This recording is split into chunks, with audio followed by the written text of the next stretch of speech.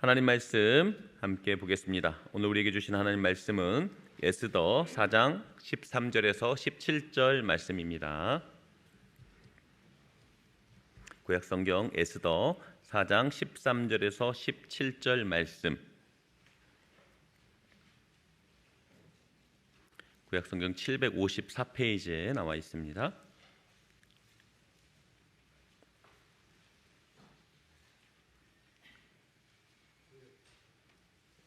제가 하나님 말씀 봉독하도록 하겠습니다. 754페이지.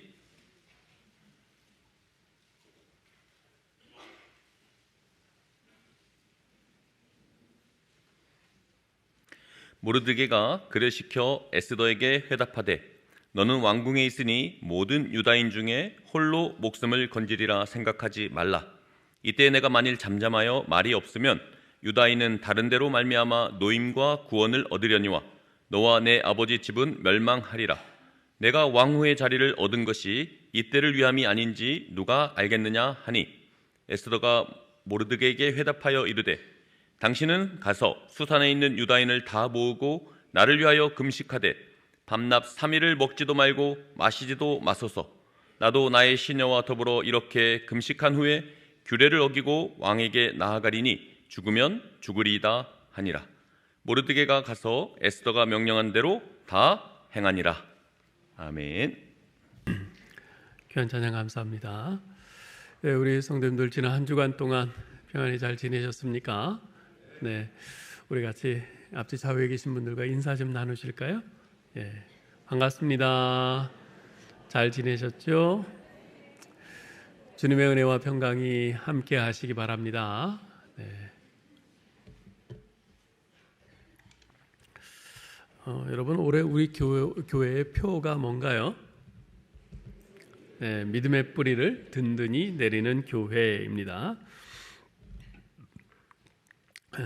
믿음의 뿌리를 든든히 내리기 위해서는 그 토대가 중요합니다. 모래 위에다가 아무리 멋있는 집을 이렇게 세워봤자 소용이 없죠. 비바람 불어치면 무너지잖아요. 견고한 반석 위에 세워야 무너지지 않습니다. 그 토대가 중요한 것입니다. 우리 믿음의 뿌리도 든든한 토대에 내려야 합니다. 그 토대가 뭐라고 했습니까? 우리 기독교 신앙의 5대 솔라라고 부르는 것이 바로 그 토대라고 했습니다. 우리 기독교 신앙의 5대 솔라, 우리 다시 한번 같이 읽어봅시다. 오직 성경으로, 오직 은혜로, 오직 믿음으로, 오직 그리스도로, 오직 하나님께 영광을. 이들 5가지 솔라에 대한 고백만이 참된 기독교 신앙의 토대라 할 수 있습니다. 우린 지난 5주에 걸쳐서 참된 기독교 신앙의 토대가 되는 이들 5가지에 대해서 하나하나 살펴보았는데요. 그렇다면 우리 화성교회가 속해 있는 우리 교단과 신학교는 어떤가에 대해서 좀 살펴보려고 합니다.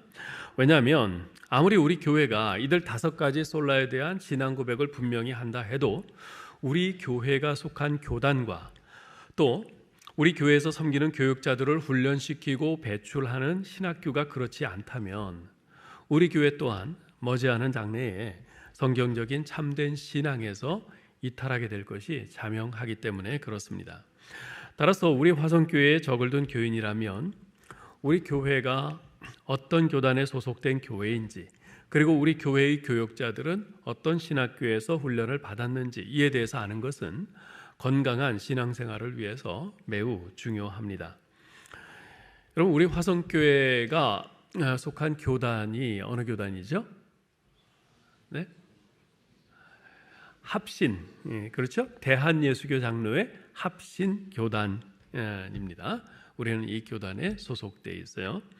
우리 합신교단은요, 1980년 10월 당시 합동교단의 교단 신학교인 합신이 아니라 합동교단의 교단 신학교인 총신대의 학장설이었던 고 박윤선 교수를 비롯한 5명의 교수들이 교단의 이 정치적인 이 교권주의자들에 의해서 신학교가 좌지우지되는 것을 보면서 더 이상 정상적으로 이 신학교를 운영해 나가게 하는 것은 불가능하다. 그렇게 판단을 해서 총신대를 사임하고 나옴으로써 태동이 됐습니다. 이 5명의 교수님들이 사임하고 나오자 많은 학생들이 따라왔어요. 근데 그 학생들을 이 교수님들이 외면할 수가 없었어요. 그대로 그냥 방치해 두면은 이제 총신대에서는 제명이 됐죠. 이제 이 학생들은 갈 데가 없는 겁니다. 어디서 받아주지도 않죠. 그러면은 이 학생들은 정말 우리 주님을 위해서 자기가 목사가 되겠다고 그렇게 헌신하고 나온 사람들인데 어디 가서 신학 교육을 받을 수도 없고 안수도 받지 못하고 그렇게 되거든요. 그래서 교수님들이 그 학생들을 외면할 수 없어서 반포에 있는 남서울교회의 그 배려로 그 학교 지하에서 학생들을 가르치기 시작하면서 합동신학교가 시작됐습니다. 그렇게 시작된 합동신학교는 1985년 수원시 원천동으로 옮겨서 그곳에 자리를 잡게 되었고요. 1996년에는 신학대학원으로 인가를 받아서 합동신학대학원 대학교로 교명을 개칭했습니다. 그리고 그 신학교의 이름 합신을 교단의 명칭으로 사용하게 되었죠. 그렇게 합동신학교가 시작되면서 교권과 정치에 물들지 않은 바른 교단에 목말라 하던 그런 교회들이 뜻을 합하여 1981년 기존의 합동측 교단에서 탈퇴해서 대한예수교 장로회 개혁이라는 이름의 새 총회로 독립을 했습니다. 그런데 보니까 시간이 지나면서 보니까 이 개혁이라는 이름을 쓰는 교단이 또 여러 교단들이 있는 거예요. 그래서 그 교단명의 중복을 피하기 위해서 1998년 오늘날의 대한예수교 장로회 합신이라는 명칭으로 변경을 했습니다. 우리 화성교회는 우리 합신교단이 처음 시작된 1981년 그 6월 14일 그 기존의 합동측 교단의 남서울로회를 탈퇴하고 대한예수교 장로회 개혁총회에 가입해서 오늘에 이르기까지 우리 합신교단의 중심적인 교회로서 그 사명을 감당해 오고 있습니다. 우리 합신교단과 합동신학대학원 대학교는 성경적 개혁신학, 이것을 다른 말로는 칼빈주의 신학이라고도 말하는데요. 이 성경적 개혁신학을 추구하면서 다음과 같은 9가지의 신앙 고백을 그 토대로 삼고 있습니다. 자, 우리가 하나씩 좀 읽어보면 좋겠어요. 첫째, 우리는 신구약 성경이 영감된 하나님의 말씀이며 신앙과 행위의 정확무오한 유일한 법칙임을 믿는다. 오직 성경으로 라는 바로 이 신앙 고백이죠. 둘째, 우리는 살아계시며 주권적이며 참되신 한 분 하나님이 영원토록 성부, 성자, 성령의 삼위로 계심을 믿는다. 삼위일체 하나님에 관한 신앙 고백입니다. 셋째, 우리는 주 예수 그리스도의 참된 신성과 인성, 대속의 죽음, 육체적 부활, 그리고 그의 나라를 완성하기 위하여 영광 중에 재림하실 것을 믿는다. 우리의 구원자이시며 재림주이신 예수 그리스도에 관한 신앙 고백입니다. 넷째, 우리는 하나님의 형상대로 창조된 인간의 존귀함, 전적 타락, 회심의 필요성, 구속, 그리고 십자가에 죽으시고 부활하신 그리스도를 믿음으로만 얻어지는 칭의를 믿는다. 우리 인간의 죄인됨과 그 죄인이 오직 그리스도를 믿음으로써만 구원 얻을 수 있다는 신앙 고백입니다. 다섯째, 우리는 성령의 조명하시며 중생시키시며 내주하시며 성화하시는 사역과 그리스도인으로 하여금 세상에서 복음을 효과 있게 증거하게 하시며 책임 있는 봉사를 하게 하시는 사역을 믿는다. 우리를 거듭나게 하시며 거룩하게 하시는 성령님에 관한 신앙 고백입니다. 여섯 번째, 우리는 하나님께서 공의와 진리로 온 인류를 영생의 부활 혹은 영벌의 부활로 심판하실 것을 믿는다. 최후의 심판에 대한 신앙 고백입니다. 일곱 번째, 우리는 그리스도의 몸된 교회가 하나이며 거룩하며 보편적인 것을 믿으며 또한 이 교회의 근본적인 과업이 예배, 복음 증거, 성도의 교제, 기도, 봉사, 그리고 선교임을 믿는다. 그리스도의 몸된 교회에 관한 신앙 고백입니다. 8번째, 우리는 성경의 교훈에 따라 하나님 나라를 실현하라는 하나님의 명령에 순종하여 현대적 상황에서 사람과 문화를 변화시키는 것을 교회의 책임임을 믿는다. 하나님 나라와 교회의 사명에 대한 신앙 고백이죠. 마지막 9번째, 우리는 웨스트민스터 신앙 고백서와 하이델베르크 요리문답에 가장 잘 표현된 전통적 개혁 신앙이 성경의 교훈에 충실한 것으로 믿는다. 우리가 따르는 성경적 개혁 신앙을 가장 잘 정리한 웨스트민스터 신앙 고백서와 하이델베르크 요리문답에 관한 우리의 신앙 고백입니다. 이런 9가지 신앙 고백의 토대 위에 우리 합신 교단과 신학교는 다음과 같은 3가지 모토를 세웠습니다. 첫째, 바른 신학입니다. 이것을 영어로는 God Honoring Theology, 하나님을 높이는 신학이라고 합니다. 이 바른 신학은 우리가 종교개혁의 유산으로 물려받은 것으로서 개혁주의 신학 혹은 칼빈주의 신학이라고 말하는 것이며, 성경의 권위를 높이는 신학을 의미하고요, 하나님의 주권을 높이는 신학을 말합니다.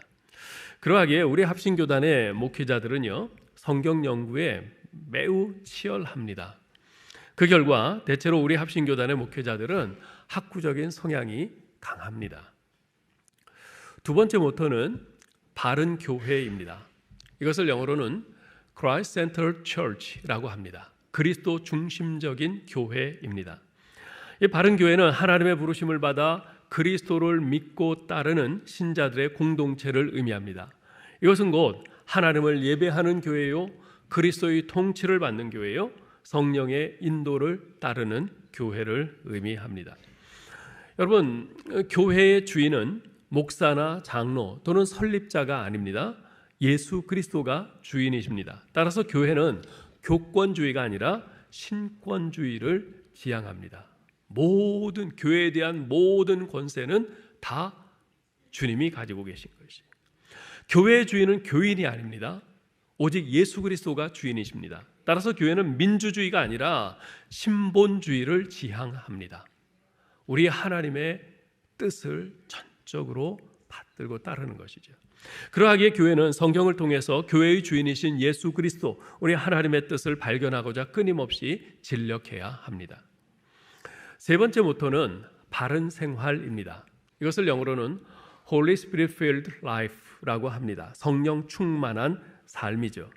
이 바른 생활은 이 성령 충만한 삶인데, 이것은 곧 신앙과 윤리가 일치한 생활, 성경 말씀을 실천하는 삶, 내적인 성결과 겸손으로 주님을 닮아가는 삶, 영혼을 품고 살려내는 삶을 의미합니다. 우리 합신교단은요, 목회자에게 품위 유지와 바른 행동 거지를 강조하는 교단입니다. 다른 개신교 교단보다 그 기준이 상당히 엄격합니다. 그래서 목회자 양성에 있어서 특히 양보다 질을 강조해요. 이것은 신학교에 처음 입학할 때부터 그렇습니다. 신학생을 뽑을 때부터 그래요. 그래서 물론 우리 압동신학대학원 대학교에서는 입학생을 뽑기 위해서 시험을 봅니다. 필기 시험을 보는데 시험을 잘 봐야지요. 그러나 그것이 전부가 아닙니다. 시험 성적만 갖고 뽑지 않고 그 다음에 이제 개별 인터뷰를 합니다. 우리 교수님들 여러분들이 학생 한 사람 한 사람을 놓고 다각도로 많은 질문들을 하면서 그 사람의 품성을 살피고, 이 사람이 과연 목회자로서의 소명이 있는지, 이 사람이 과연 목회자가 되기에 합당한지, 그런 것을 쭉 살핍니다. 그래서 아무리 시험 성적이 좋아도 바로 이 인터뷰에서 이 사람은 목회자가 되기에 적합지 않은 것 같다 하면은 뽑히질 못합니다. 그만큼 이렇게 목회자로서의 이 성품, 품위, 이 성향, 이런 것을 굉장히 중요하게 보는 거죠. 그러다 보니까 그런 품위 유지를 강조하는 성향과 맞물려서 우리 합신 교단의 목회자들은, 또 교회들은 깨끗하다, 또 고고하다, 이런 이미지가 좀 강합니다. 이런 성향은 신학교 때부터 계속 강조되고 훈련됩니다. 그 대표적인 것이 바로 무감독 시험인데요. 중간고사나 학기말 시험 때 시험 감독이 없습니다. 교수님은 들어와서 처음에 시험지를 나눠주고 그냥 나가세요. 그러면 신학생들은 시험 감독 없이 하나님 앞에서 자신의 명예를 걸고 양심껏 시험을 치릅니다. 그런데 그렇게 하는데요, 좀 놀라운 것은 종종 F 맞고 낙제하는 사람들이 생겨요. 감독이 없는데. 이 세상 학교에서는 어떻습니까? 감독이 없으면 자기가 낙제 안 맞기 위해서라도 온갖 방법으로 부정행위를 하고 컨닝을 하고 그렇게 해서라도 성적을 올리려고 그러잖아요. 그런데 합신에서는 그렇지 않습니다. 내가 차라리 정직하게 F를 맞는 것이 내 자신을 양심을 속이면서 성적을 올리는 것보다 더 하나님께 기쁨이 되고 영광이 된다. 이 생각을 가지고 있는 것이죠. 이렇듯 바른 신학, 바른 교회, 바른 생활이라는 기치를 높이 들고 한 걸음씩 전진하고 있는 것이 우리 합신교단인데요. 그러한 우리 합신교단의 산실과도 같은 것이 바로 합동신학대학원 대학교입니다.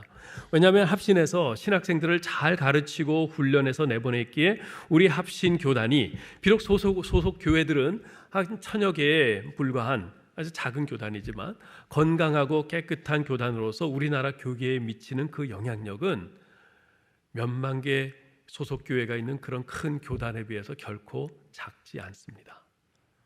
그만큼 합동신학대학원 대학교가 우리 교단에서 차지하고 있는 이 비중과 위치가 매우 큰 것이죠. 여러분, 이 시간에는 잠시 우리 합동신학대학원 대학교를 소개하는 영상을 좀 잠깐 보도록 하겠습니다. 이제는 한국교회 100년 역사에 있어서 이럭저럭 어두워졌고 주의 일을 한다는 이들도 어떻게 하면 밥을 먹을까? 또 어떻게 하면 내가 좀 잘 살아보겠는가? 주님을 사랑하기보다 자기를 사랑하는데 급급하고 하늘나라보다 이 세상을 사랑하는 수령통에 빠져가지고서 허우적시는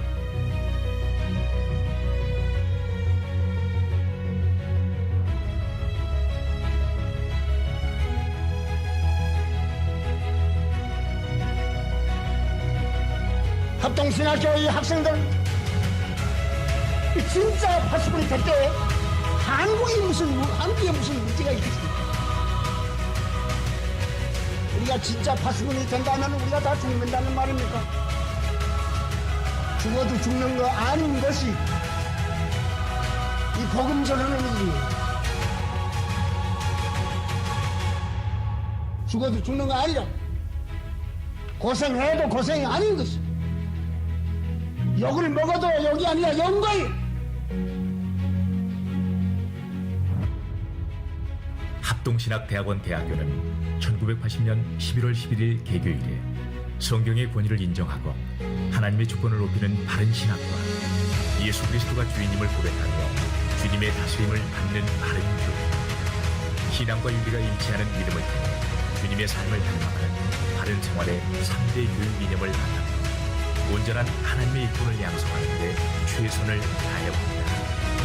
칼빈의 개혁주의 전통과 정암 박윤선 목사의 신앙개선을 이어받아 개교한 합동신학대학원 대학교, 지금까지 배출된 신실한 사명자들로 인해 교회와 사회의 각 영역에서 성김의 삶을 살아왔고 그 열매는 한국에서 가장 영향력 있는 신학교로 자리매김함으로 확인됩니다.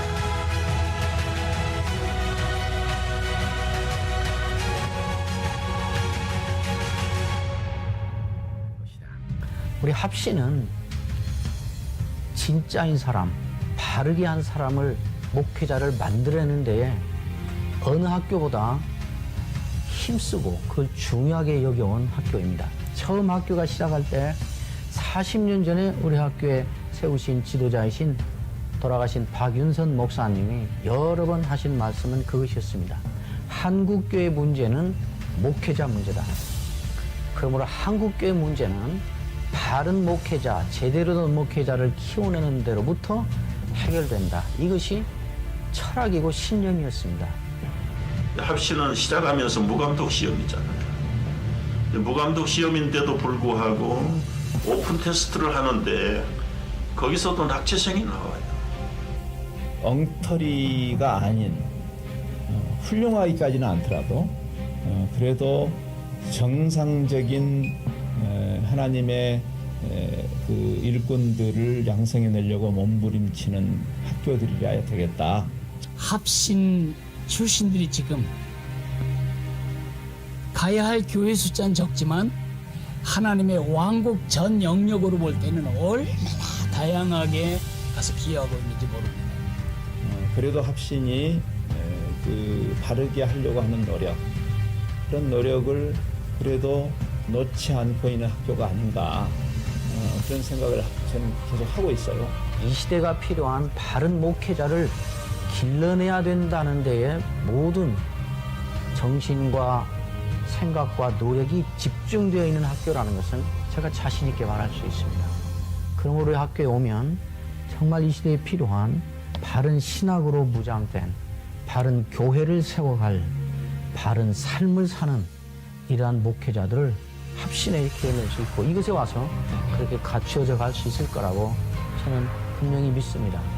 합동신학대학원 대학교는 영광스러운 하나님 나라에 쓰임받을 수 있도록 노력하는 이들에게 최적의 도움을 줄 것이고 그 선택이 후회되지 않도록 할 것이다.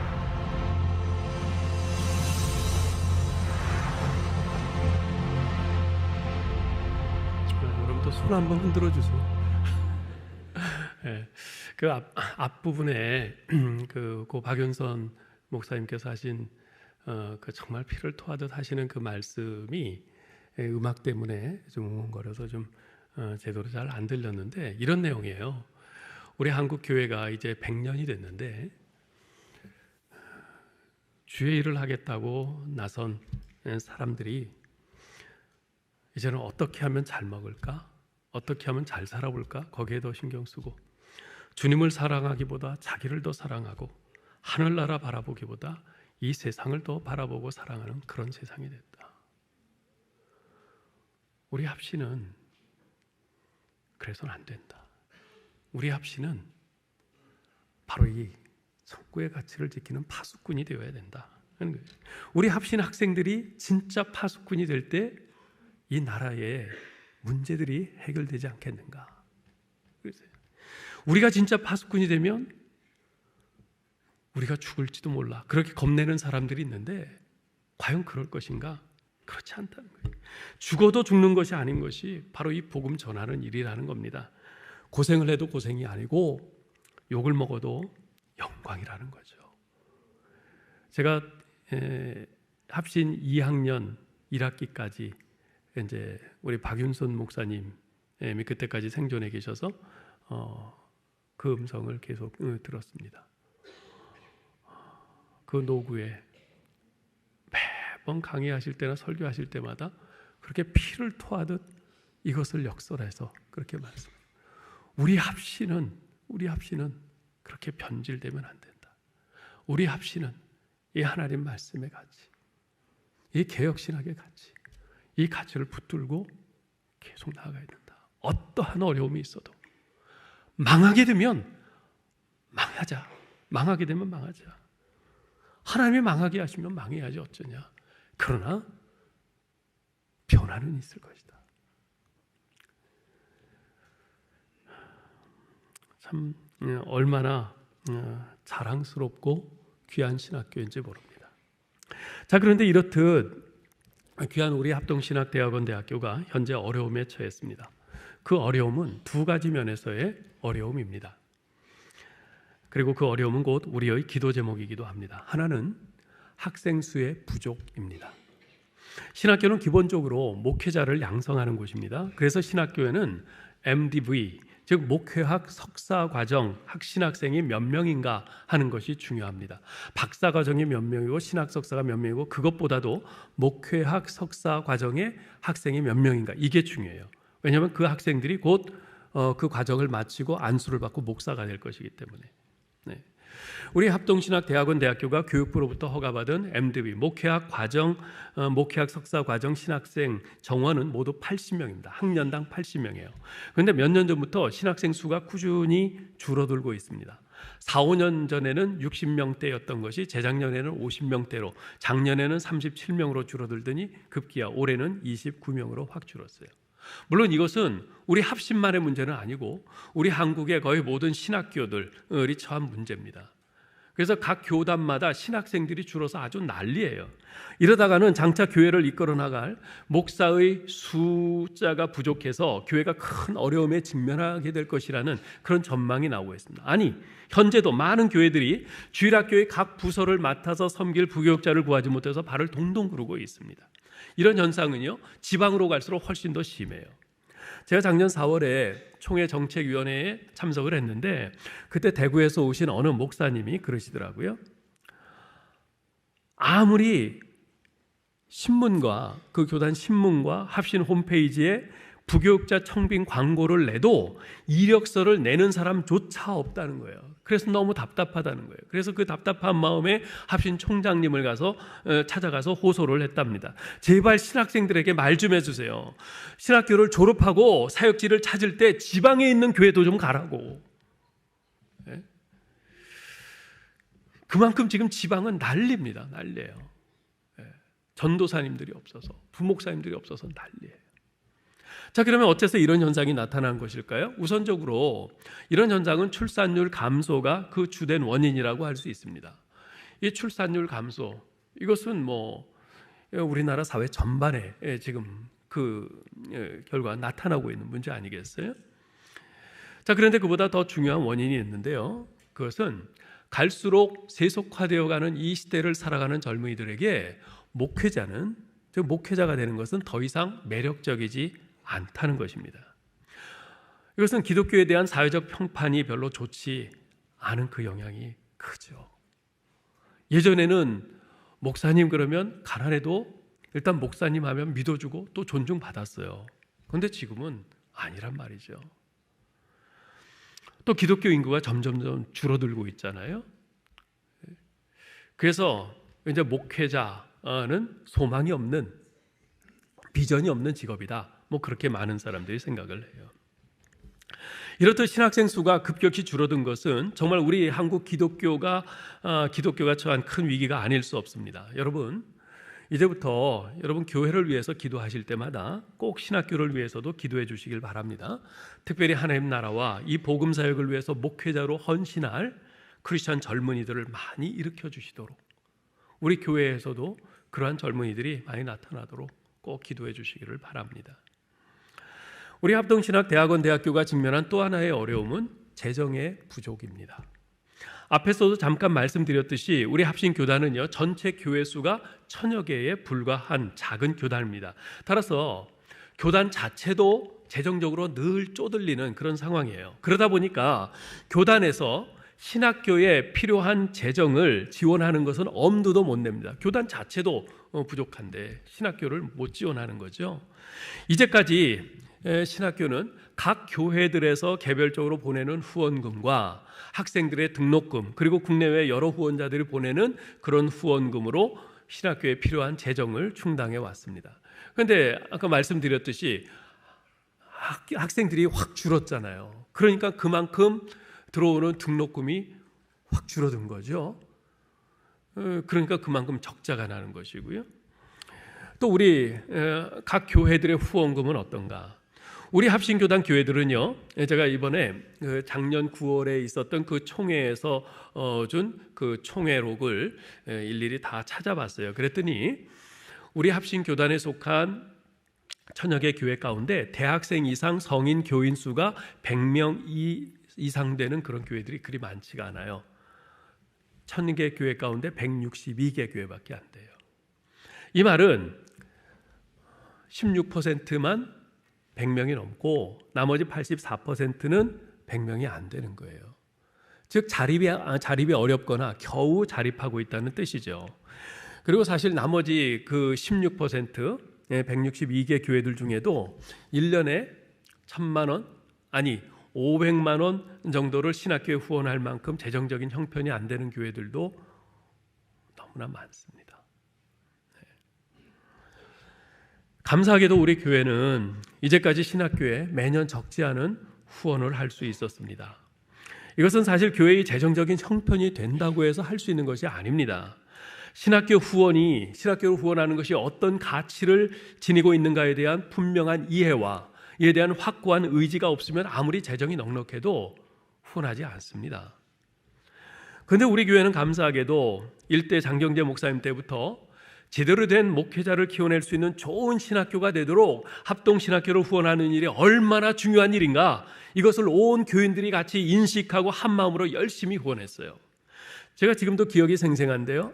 제가 고등부 전도사로 있던 1988년도에 합동신학교에서 나오는 소식지가 있거든요. 그 뒤에 보면은 그 후원금 내역들이 쭉 나와요. 근데 거기 보면은 우리 화성교회가 상당한 분량을 차지해요. 우리 교회는 교회에서 공식적으로 보내는 그런 후원금 외에도 화성 3인 장학금, 화성 5인 장학금, 화성 6인 장학금, 화성 7인 장학금, 화성 10인 장학금, 화성 15인 장학금 등등 얼마나 많은지 몰라요. 또 화성 여전도회 장학금, 화성 남전도회 장학금 등등 정말 많은 교인들이, 제가 그걸 보면서 야, 우리 교인들은 전부 합심만 후원하나? 그런 생각이 들 정도였어요. 그렇게 헌신적으로 합동신학교를 후원했습니다. 심지어 고 장경재 목사님께서는 우리 교회를 팔아서라도 합동신학교를 도와야 된다. 그렇게 해서 거기서 훌륭한 하나님의 종들이 배출될 수 있도록 해야 된다. 그것이 우리 사명이다. 그렇게까지 말씀하셨지요. 그만큼 제대로 된 반듯한 신학교 하나 세워지는 것이 우리나라의 복음화와 교회들을 위해서 얼마나 중요한 것인지를 명확히 통찰하고 계셨던 거죠. 지난 목요일에 합신 이사회가 있었습니다. 우리 김경 원로 목사님께서 합신 이사이신데요. 이사회에 참석하시고 와서 저에게 논의된 사항을 좀 알려주셨는데요. 올해 합신을 운영하는 데 필요한 예산은 총 49억 원이라고 합니다. 그런데 아무리 이렇게 절약하고 또 후원금을 다 이렇게 모으고 해도 5억 원이 부족한 상황이에요. 한계에 도달한 거죠. 5억 원이 부족해요. 근데 만일 그 부족한 5억 원이 채워지지 않아서 직원, 교수님들과 행정 직원들의 봉급을 지급하지 못하게 되면 나라에서, 교육부에서 관선 이사가 파견되고 학교 폐쇄와 매각 절차에 들어가게 된다고 합니다. 제가 그 소식을 듣고 깜짝 놀랐어요. 이게 정말 심각한 상황이죠. 이 귀한 신학교가. 그래서 우리 당회에서는요, 오늘 우리 합동신학대학원 대학교 후원헌금 작정을 하기로 결정을 했습니다. 이 일은 우리 합신교단의 미래를 위해서, 아니 우리 한국 기독교의 미래를 위해서 꼭 필요한 아주 대단히 중요한 일입니다. 오늘 에스더 4장 말씀을 읽어드렸는데요. 이 에스더 4장은 바사 제국의 제2인자인 하만의 음모에 의해서 유다 민족이 모두 진멸당할 위기에 처한 그런 상황에서 일어난 일입니다. 하만은 아하수에로 왕에게 뇌물을 바치면서 유다 민족을 진멸할 계획을 승인받았어요. 앞으로 11개월 후면은 그 일이 현실로 벌어지게 됩니다. 그 사실을 알게 된 모르드게가 굵은 베옷을 입고 재를 뒤집어 쓰고 대궐 문 앞에 가서 대성통곡을 합니다. 그리고 모든 유다인들도 크게 애통하면서 금식하며 울며 부르짖습니다. 그런 가운데 모르드게는 자기 조카이자 왕후인 에스더에게 이렇게 전합니다. 13절 14절이에요. 너는 왕궁에 있으니 모든 유다인 중에 홀로 목숨을 건지리라 생각하지 말라. 이때에 내가 만일 잠잠하여 말이 없으면 유다인은 다른 데로 말미암아 노임과 구원을 얻으려니와 너와 내 아버지 집은 멸망하리라. 내가 왕후의 자리를 얻은 것이 이때를 위함이 아닌지 누가 알겠느냐. 에스더가 자기 혼자 살겠다고 입을 다물고 있다 해도 유다인들은 다른 곳을 통해서라도 도움을 얻어서 마침내 구원받고 살아날 것이라는 겁니다. 모르드게는 하나님께서 당신의 자녀들인 이스라엘 백성들을 절대로 멸망당하도록 방치하지 않으실 것임을 믿었어요. 하지만 이 구원 역사를 외면하면 에스더와 그녀의 집안은 멸망당할 것입니다. 하나님께서 당신의 소명을 거부한 에스더에게 특별한 심판을 내리심으로써 에스더가 파멸케 될 거예요. 모르드게는 에스더가 이처럼 왕의 자리에 오른 것이 바로 이때를 위함이 아닌지, 이 일을 위함이 아닌지 누가 알겠느냐고 그렇게 반문을 합니다. 에스더로 하여금 그녀 자신이 하나님의 백성 이스라엘을 그 하만의 괴계로부터 구원해낼 하나님의 도구로 부름받았다는 사실을 깨닫도록 하기 위한 설득조의 도전이죠. 모르드게는 에스더가 바로 그런 섭리를 깨닫기를 원하고 있었습니다. 모르드게의 도전을 받은 에스더가 그것을 깨닫고 16절에서 이렇게 화답합니다. 당신은 가서 수산궁에 있는 유다인들을 다 모으고 나를 위하여 금식하되 밤낮 3일을 먹지도 말고 마시지도 마소서. 나도 나의 시녀와 더불어 이렇게 금식한 후에 규례를 어기고 왕에게 나아가리니 죽으면 죽으리이다. 모르드게의 설득이 에스더를 충분히 감동시켰습니다. 에스더는 이 문제의 해결책이 오로지 하나님께 있음을 알았습니다. 그래서 유대 민족들이 다 마음을 합해서 다 같이 금식하면서 기도하자고 합니다. 사흘 동안 먹지도 말고 마시도 말고 금식하자는 거예요. 자기도 그렇게 하겠다고 합니다. 그런 후에 그녀는 왕궁의 법도를 어기면서까지라도 왕에게 나아가겠다고 합니다. 그 왕궁의 법도라는 건 뭐냐면 왕이 부르기 전에는 아무리 왕후라도 왕이 부르기 전에 함부로 나갔다가는 폐위당하고 죽어요. 그게 당시 페르시아의 왕궁의 법도입니다. 그런데 에스더는 이 급박한 상황 속에서 왕이 부르지 않더라도 내가 죽기를 각오하고 나가겠다 그러는 겁니다. 죽어서 사는 길과 살아서 죽는 길 사이의 갈림길에서 에스더는 살아도 죽은 것과 다름이 없는 삶이 아니라 자신이 죽어서 민족을 살리는 길을 선택합니다. 자신의 죽음을 두려움 없이 의연히 민족을 위하여 희생할 것을 결심한 것입니다. 하나님의 부르심과 섭리에 전적으로 복종하겠다는 단호한 결의를 한 것이죠. 에스더의 이러한 죽으면 죽으리다 라는 결단은 우리에게 큰 도전을 줍니다. 우리도 매일 매순간 그러한 결단을 필요로 하는 그런 상황에 직면하기 때문입니다. 우리 그리스도인의 삶이 어떤 겁니까? 그리스도인의 삶이란 곧 선택과 결단의 삶입니다. 매일 매순간 선택하고 결단해야 합니다.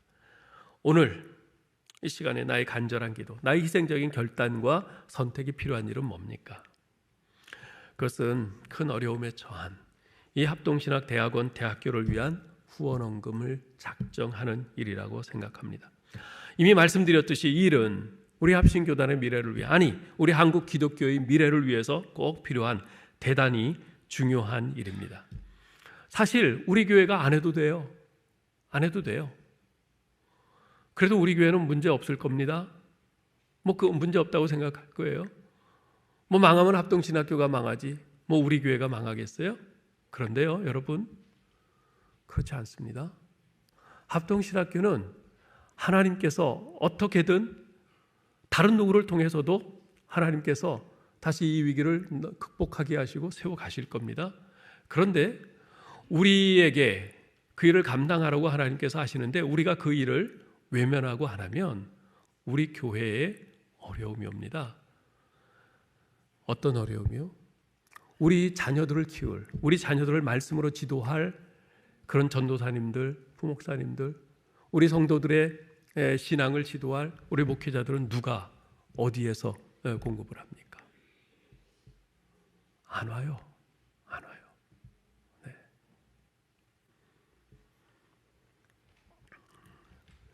지금 우리 교회는요, 목회자들이 모든 부서에 다 한 명씩 목회자들이 다 차 있어요. 이런 교회가 없습니다. 이렇게 우리 교회의 모든 목회자들이 필요한 부서마다 다 이렇게 있을 수 있는 것은 우리 교회가 그만큼 합동신학교를 사랑하고 위하여 헌신하고 그러기 때문에 그래요. 그래서 학교에서 교수님들이 또 학교에서 또 그 직원들도 우리 교회를 학생들에게 굉장히 많이 자랑하고 소개를 합니다. 우리 교회가 초창기부터 그렇게 많이 헌신해서 계속해서 섬기고 하니까 그러는 거예요. 그것을 학생들도 알고 우리 교회에 이렇게 와서 우리 교회를 섬기는 거죠.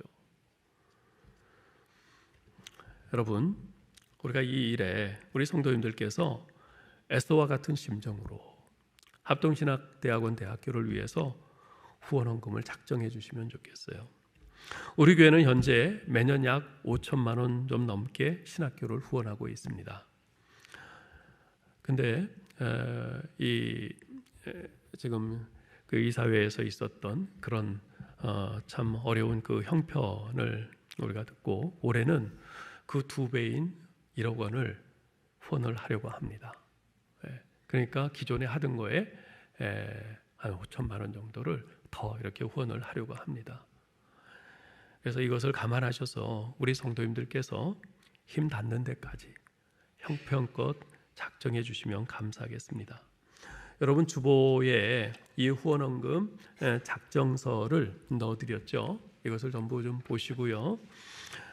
보시고 여기에 여러분 구역과 이름을 쓰시고 작정 금액을 써주시면 됩니다. 그 방법은 한 번에 이렇게 하겠다 그렇게 하실 수도 있고 6개월이나 12개월에 이렇게 나눠서 그렇게 하겠다 하실 수도 있습니다. 어떻게 하시든 좋습니다. 편하신 대로 하면 돼요. 제가 먼저 기도하고 그 후에 좀 작정을 하도록 하겠습니다. 하나님 아버지, 저희 교단에 이렇게 우리 합동신학대학원 대학교 참으로 이렇게 반듯한 좋은 신학교를 허락하심을 감사합니다. 이 신학교를 통해서 많은 주의 종들이 훈련을 받고 배출되어 이렇게 교회를 또 헌신적으로 섬기는 것을 볼 때 또 감사드립니다. 이렇게 귀한 우리 합동신학교가 지금 큰 어려움에 처해 있습니다. 아버지 하나님, 주께서 저희에게 이 소식을 듣게 하셨고 또 이 합동신학교의 어려움을 돕도록 강건하고 계심을 느낍니다. 주님, 우리가 이 부분을 감당하기를 원합니다. 이제까지 우리가 이렇게 헌신적으로 합동신학교를 후원하고 섬김으로써 우리 교회가 참 많은 복을 받았던 것을 기억합니다. 많은 훌륭한 교육자들이 우리 교회에 와서 우리의 신앙을 지도하고 우리의 자녀들의 신앙을 지도했던 것을 우리가 기억하면서 우리가 받은 이 많은 은혜를 또한 갚기를 원합니다. 우리 성도님들, 성령님께서 마음에 감동 주시는 대로 자신의 형편껏 후원을 작정하고 그래서 우리의 모아진 힘으로 우리 합동신학교를 또 돕고 합동신학교가 또 그 어려움에서 또 벗어나는 그래서 또 귀한 주의 일꾼들을 양육해내는 그 귀한 일을 힘있게 감당해 나갈 수 있도록 도우시고 인도해 주옵소서. 예수님의 이름으로 기도하옵나이다. 아멘.